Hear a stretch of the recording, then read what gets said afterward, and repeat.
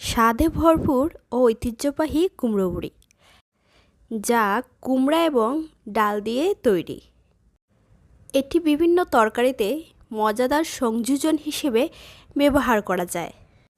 আজকে আমি কুমড়ো বড়ি দিয়ে সবজি রান্না করব। পছন্দ মতো কিছু সবজি নিয়েছি আর নিলাম কুমড়োর বড়ি। রান্নার জন্য একটা পাতিল বসিয়ে পরিমাণ মতো তেল দিয়ে দিলাম। এবার কুমড়ো বড়িগুলো তেলের মধ্যে ভেজে নিব। কুমড়ো বড়ি ভাজা বা রান্না করে খাওয়া হয়, যা স্বাদের পাশাপাশি পুষ্টিতেও সমৃদ্ধ। ভাজা হয়ে গেলে বড়িগুলো উঠিয়ে নিব। এবার গরম তেলে দিয়ে দিব হাফ চা চামচ আস্ত জিরা, হাফ চা চামচ সরিষা দানা আর হাফ চা চামচ কালো জিরা। চুলার আঁচ একদম লোতে রেখে কিছু সময় ভেজে নিব। যখন একটা ফ্লেভার বেরিয়ে আসবে তখন এখানে আমি পেঁয়াজ কুচি দিব। মিডিয়াম সাইজের একটা পেঁয়াজ কুচি করে নিয়েছিলাম। এবার তেলের মধ্যে পেঁয়াজ কুচিটা কিছু সময় ভেজে নিব। পেঁয়াজটা কিছু নরম হয়ে আসলে এখানে রসুন বাটা ব্যবহার করব।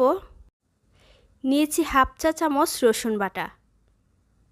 তারপরে এখানে দিয়ে দেব আদা বাটা আর পেঁয়াজ বাটা।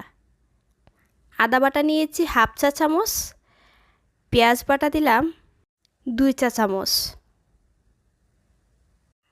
আদা রসুন পেঁয়াজটা কিছু সময় তেলের মধ্যে ভেজে নিব। পেঁয়াজটা কিছু সময় কষানো হলে এখানে গুঁড়ো মশলা ব্যবহার করব।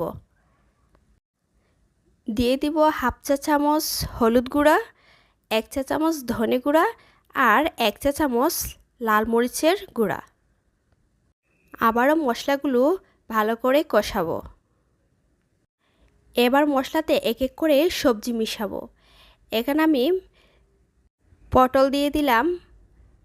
পটলগুলো মশলার মধ্যে কিছু সময় কষাবো। মিডিয়াম সাইজের 2টা আলু কেটে রেখেছিলাম, এবার আলুটা দিয়ে দিলাম। তারপরে এখানে আমি 1 বাটি পরিমাণ শিম কেটে রেখেছিলাম, দিয়ে দিলাম শিমটাও। একসাথে সবজিগুলো আবারও মশলার মধ্যে কষাবো। 5 থেকে 7 মিনিট কষানোর পরে এখানে ফুলকপি দিয়েছি। মিডিয়াম সাইজের একটা ফুলকপি নিয়েছিলাম। এবার সবজিগুলো একসাথে আবারও ভালো করে মিশিয়ে নিব। চুলার আঁচটা কিন্তু একদম লো মিডিয়ামে রেখেছি, না হলে মশলাটা পুড়া লেগে যেতে পারে। এবার সামান্য পানি দিয়ে দিব। মশলাটা যাতে পুড়া লেগে না যায় তাই সামান্য একটু পানি দিলাম। স্বাদ মতো লবণ দিয়ে দিব। নেড়ে ছেড়ে দিয়ে লো হিটে ঢেকে দিয়ে রান্না করব সবজিটা সিদ্ধ হওয়া পর্যন্ত। 5 মিনিট পরে একবার ঢাকনা খুলে নেড়ে দিয়েছি। 10 থেকে 12 মিনিট পরে আবারও নেড়ে দিয়ে এবার পানি দিয়ে দিব, কারণ সবজির পানি একদম শুকিয়ে গেছে। এবার পরিমাণ মতো পানি দিলাম। এবার চুলার আঁচটা একটু বাড়িয়ে দিয়েছি। পানিটা বলক ওঠা পর্যন্ত ঢেকে দিয়ে রান্না করব। এবার এখানে আমি কেটে রাখা টমেটো দিয়ে দিব, সাথে ভেজে রাখা কুমড়োর বড়িগুলো দিয়ে দেব।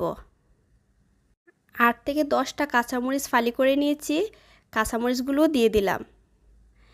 এবার একসাথে সব কিছু ঢেকে দিয়ে রান্না করব। এ পর্যায়ে লবণটা চেক করে নিতে হবে।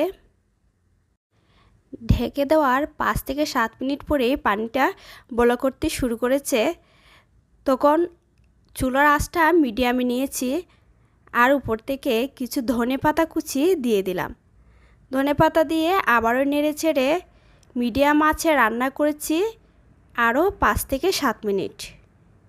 ধনেপাতা দেওয়ার সাথে সাথেই খুব সুন্দর একটা ফ্লেভার বেরিয়েছে। কিছু সময় রান্না করার পরেই তৈরি হয়ে গেল মজাদার সবজি। সবজিটা দেখতে কিন্তু অনেক কালারফুল হয়েছে। ধন্যবাদ।